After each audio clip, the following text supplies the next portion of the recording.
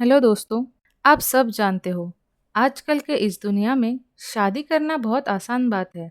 पर कोई भी इंसान शादी करने से पहले ये नहीं सोचता कि शादी करने से ज़्यादा उसे निभाना इम्पोर्टेंट होता है।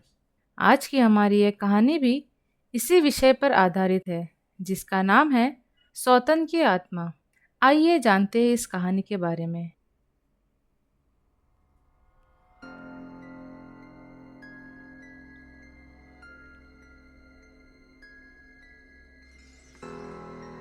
ये कहानी है भारत के एक शहर में रहने वाले एक इंसान की।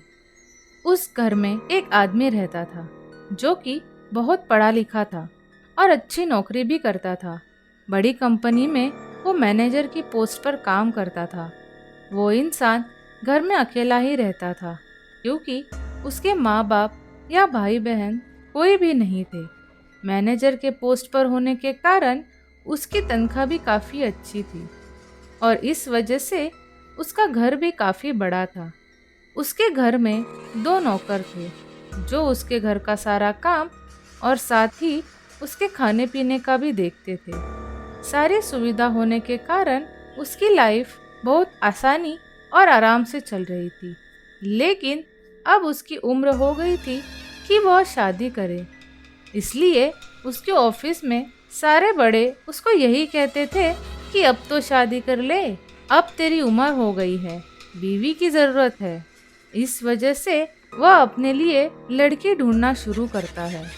परिवार में कोई भी न होने के कारण उसे खुद ही अपने लिए लड़की ढूंढनी पड़ी थी। कुछ दिन बाद उनके ऑफिस में एक नई लड़की ज्वाइन करती है जो कि दूसरे टीम में होती है। उसे देखकर रंजीत बहुत मोहित हो जाता है क्योंकि उस लड़की की सुंदरता सबके मन को भाती थी। वह लड़की बहुत ही सीधी सादी और काम पर ध्यान देने वाली थी। वह अपने काम से काम रखती थी। उसका यहाँ वहाँ किसी से बात करना नहीं होता था। वह समय से ऑफिस आती और अपना काम करके समय से घर भी चली जाती थी। एक दिन रंजीत सोचता है कि वह उससे बात करे और उससे दोस्ती करने के बाद अगर वह तैयार हो तो फिर उससे शादी के लिए पूछे। एक दिन वो लड़की रंजीत को ऑफिस के कैंटीन में कॉफ़ी पीती हुई दिखाई देती है। रंजीत भी वहाँ कॉफ़ी पीने ही जा रहा था। उसे देखकर वह सोचता है कि वह इससे अभी बात करना शुरू करे। इसलिए कॉफ़ी लेकर वो भी उस लड़की के पास जाता है और उसे बोलता है, हाय, मेरा नाम रंजीत है और मैं फाइनेंस डिपार्टमेंट में काम करता हूँ। क्योंकि वह लड़की जानती थी कि वह मैनेजर है, इसलिए वह थोड़ी सी सहम जाती है और रंजीत से कहती है, हेलो सर, मेरा नाम अंजलि है और मैंने अभी अभी कॉल सेंटर डिपार्टमेंट में ज्वाइन किया है। और फिर रंजीत उससे पूछता है कि मैं बहुत दिनों से देख रहा हूँ कि तुम अकेली ही रहती हो। क्या तुम्हें किसी से दोस्ती करना पसंद नहीं या फिर तुम किसी से दोस्ती करना ही नहीं चाहती? तब अंजलि कहती है कि नहीं सर, ऐसी बात नहीं है। दरअसल मैंने अभी अभी ज्वाइन किया है और मैं यहाँ किसी को भी नहीं जानती हूँ, इसलिए मैं हमेशा अकेली रहती हूँ। धीरे धीरे जैसे सबसे बात होना शुरू होगा वैसे वैसे मैं भी सबसे बात करूँगी। रंजीत उससे कहता है, अंजलि प्लीज़ मुझे सर मत बोलो, यह एमएनसी कंपनी है और यहाँ ज़रूरी नहीं कि अपने सीनियर को सर या मैडम करके ही बुलाओ। तुम मुझे रंजीत कहकर बुला सकती हो। उस पर अंजलि मुस्कुरा के ओके सर बोलती है। फिर कुछ देर परिवार और यहाँ वहाँ की बात करने के बाद वह दोनों भी अपने अपने काम में लग जाते हैं और इस तरह धीरे धीरे अंजलि और रंजीत की पहचान होती है और वो पहचान दोस्ती में बदल जाती है। कुछ दिन ऐसे ही बीतने के बाद रंजीत सोचता है कि क्यों ना वह अंजलि को शादी के लिए पूछे। इसलिए एक दिन वह अंजलि को शादी के लिए प्रपोज करता है। अंजलि बहुत शांत स्वभाव की थी, इसलिए वह कुछ रिएक्ट नहीं करती, परंतु वह रंजीत को अच्छे से पहचानती थी, इसलिए वह उससे कहती है, मैं आपको ऐसे ही हाँ कैसे बोल सकती हूँ। तब रंजीत पूछता है, क्यों अंजलि, तुम्हारे लाइफ में पहले से कोई है क्या? तब वह कहती है, अरे नहीं नहीं रंजीत, दरअसल मैं अपने मम्मी पापा के लिए सोच रही हूँ। उनसे बात किए बिना मैं किसी के साथ शादी नहीं कर सकती। इसलिए एक काम करती हूँ, आज ही जाकर मैं अपने मम्मी पापा से बात कर लेती हूँ और तुमको बताती हूँ। अगर वह मान गए तो तुम रविवार को मेरे घर पर आ जाना, मैं तुम्हें उनसे मिलवा दूंगी। और अगर उन्हें तुम पसंद आ गए तो फिर हम शादी की बात आगे बढ़ाते हैं। इस तरह रंजीत रविवार के दिन अंजलि के घर उसके मम्मी पापा से मिलने जाता है और वहाँ उनकी शादी की बात फिक्स हो जाती है और जल्द ही उन दोनों की शादी हो जाती है। शादी होने के बाद वो दोनों रंजीत के घर खुशी खुशी रहते थे और सब कुछ अच्छे से चल रहा था। वह शादी के बाद घूमने भी जाते हैं, घूम के आते हैं और खुशी खुशी घर पर रहने लगते हैं। लेकिन एक अलग बात हुई थी, वो ये कि रंजीत के घर जो दो नौकर थे वह शादी के बाद काम पर नहीं आते थे, क्योंकि रंजीत ने उन्हें आने से मना किया था। अंजलि को घर और नौकरी दोनों अकेले संभालने में तकलीफ हो रही थी, इसलिए अंजलि के कहने पर उसने एक दूसरा नौकर रख लिया था। अंजलि रोज सुबह उठती थी और नौकर के साथ मिलकर घर का सारा काम कर लेती थी और तैयार होके ऑफिस चली जाती थी। लेकिन एक चीज़ जो अलग हो रही थी, जो अंजलि ने नोटिस की थी, वो ये कि जैसे ही वह उठती थी तो बाथरूम का नल हमेशा चालू रहता था, जबकि वह रोज रात को नल बंद करके सोती थी और फिर भी सुबह उठने के बाद बाथरूम का नल हमेशा चालू रहता था। यहाँ तक कि किचन के बेसिन का नल भी चालू रहता था। बाथरूम का नल चालू होने की वजह वह सोचती थी कि शायद रंजीत रात को उठने के बाद नल बंद करना भूल जाता होगा। लेकिन जब किचन का नल भी चालू रहने लगा तब वह सोचने लगी कि ऐसा कैसे हो सकता है। वह नौकर से पूछती है, कहीं गलती से उससे तो वह नल चालू नहीं रह जाता। उसका नौकर कहता है कि नहीं मैडम, मैं नल चालू नहीं रखता। रात को काम खत्म होने के बाद नल और सारी लाइट बंद करके मैं सो जाता हूँ और सुबह आपके साथ ही किचन में आता हूँ। नल का कनेक्शन खराब होगा सोच के अंजलि उस बात पर ज़्यादा ध्यान नहीं देती, लेकिन धीरे धीरे अजीब अजीब घटनाएं उसे घर में महसूस होने लगती है और एक दिन वह रंजीत से इस बारे में बात करने के लिए सोचती है। एक दिन शाम को जब रंजीत ऑफिस से घर आता है तो वह उससे बात करती है कि बाथरूम का और किचन का नल रोज सुबह चालू रहता है, पता नहीं कैसे, आप एक बार चेक करवा लो, हो सकता है शायद कनेक्शन में कुछ प्रॉब्लम है। और भी घर में बहुत से अजीब अजीब एहसास होने की बात भी वह रंजीत को बताती है, लेकिन रंजीत उसकी बात पर ध्यान ना देते हुए विषय बदल के दूसरे बारे में बात करता है और वह दोनों सो जाते हैं। ऐसे ही हमेशा होता था, इसलिए अंजलि भी उस बात पर अब ज़्यादा ध्यान नहीं देती थी। एक दिन अंजलि की तबीयत खराब होने के कारण वह नौकरी से छुट्टी लेती है और घर पे ही आराम करने का सोचती है। सुबह होने के बाद जब रंजीत ऑफिस चला जाता है तो वह नोटिस करती है कि घर के स्टोरेज रूम में उसको अजीब अजीब आवाज़ सुनाई दे रही थी। उस दिन उसका नौकर छुट्टी पर होने के कारण वह अकेले ही स्टोर रूम में जाकर देखने का सोचती है। जैसे ही वह स्टोर रूम में जाती है कि आवाज़ अचानक बंद हो जाती है।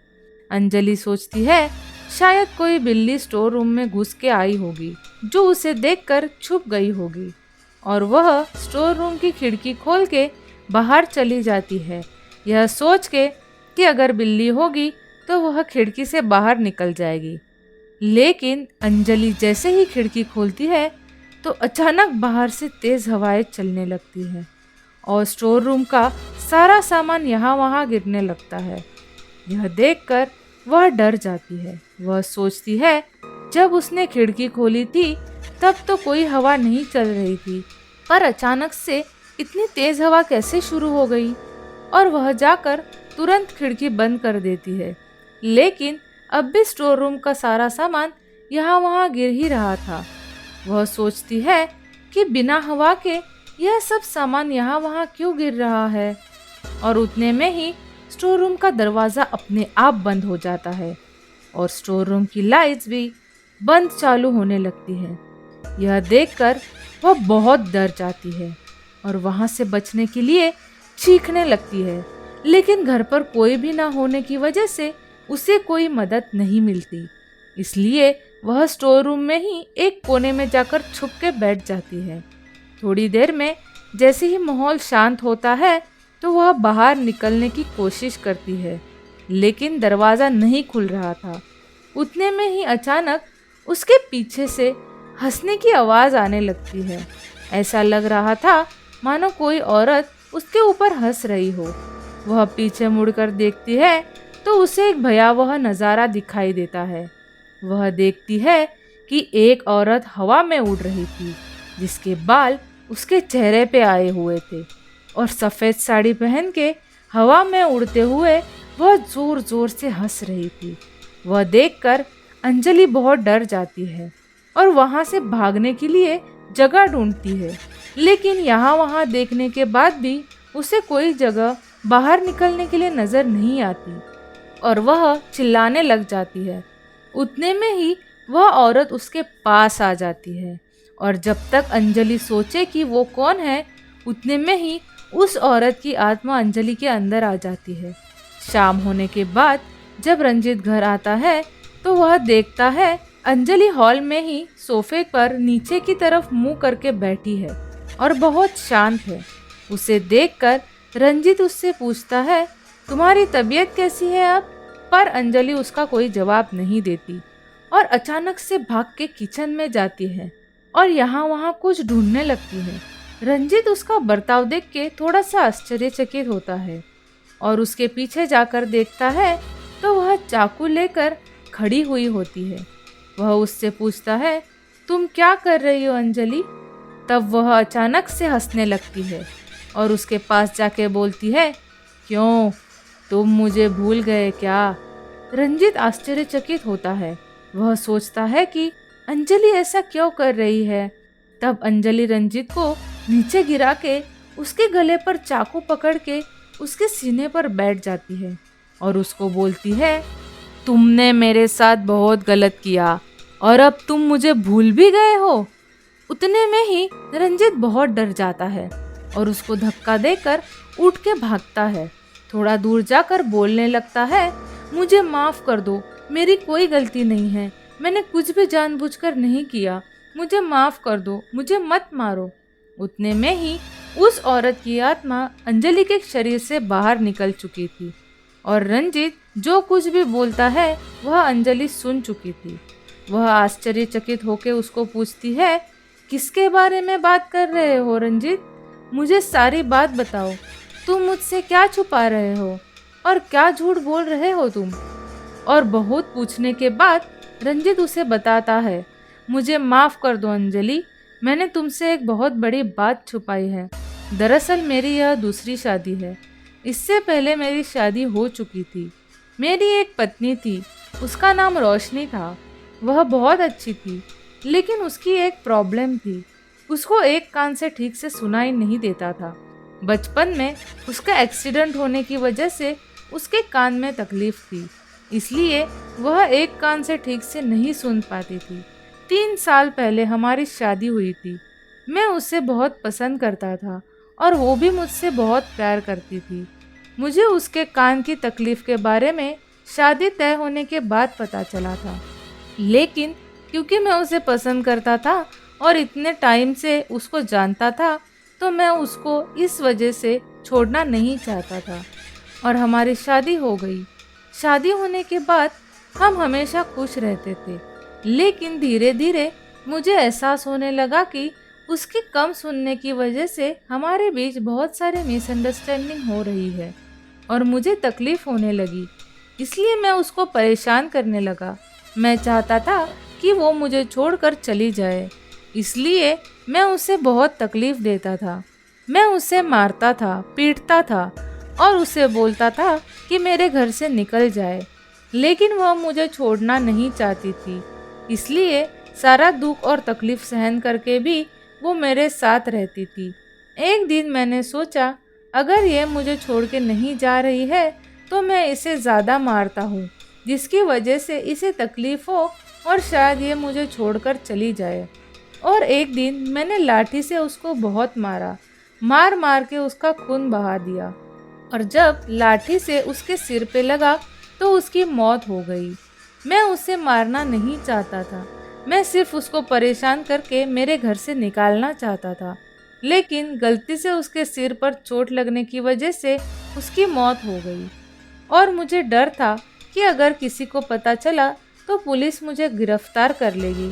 इसलिए मैंने उसकी लाश को दोनों नौकरों की मदद से अपने ही घर के पीछे दफन कर दिया। उसका सामान भी उसकी लाश के साथ ही दफन कर दिया और सब कुछ साफ कर दिया। कुछ दिनों बाद जब उन नौकरों को उसके होने का एहसास घर पर होने लगा तो वह दोनों मुझसे बोलने लगे। तब मैंने उनको पैसे देकर नौकरी से निकाल दिया। तुमसे शादी होने के बाद जब तुम घर पर आई तो तुम्हारी मदद के लिए मैंने नया नौकर रखा। मुझे लगा था कि वह मेरा पास्ट है जो मेरे सामने फिर कभी नहीं आएगा, इसलिए मैं वह सब भुला के तुम्हारे साथ शादी करके खुशी खुशी रहता था। लेकिन आज वही पास्ट मेरे सामने आकर खड़ा हुआ है। तब अंजलि उससे कहती है कि मैंने तुम्हें कितनी बार बोला रंजीत कि मुझे कुछ अजीब एहसास हो रहा है, मैं कुछ अजीब महसूस कर रही हूँ। और सब जानते हुए भी तुमने कभी उस चीज़ पे ध्यान नहीं दिया और कभी मेरी मदद करने की कोशिश नहीं की। अगर तुम पहले ही मुझे बता देते तो शायद सब ठीक हो जाता।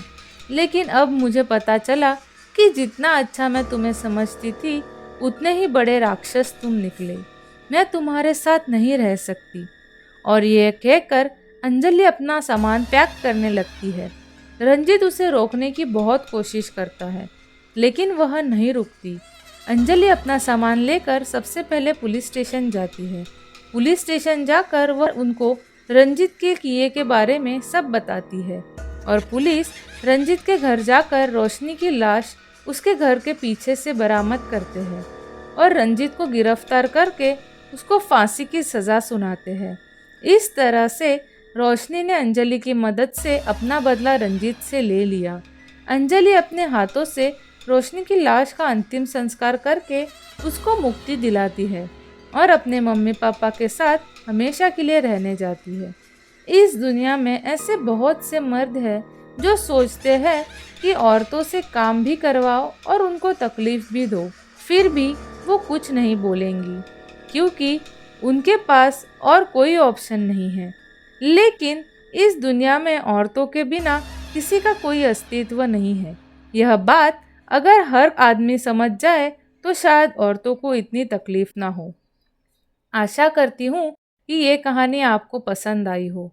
अगर पसंद आई हो तो इसे लाइक और शेयर ज़रूर करें और ऐसी ही और कहानियाँ जानने के लिए हमारे चैनल को सब्सक्राइब करें और बेल आइकन को दबा दें।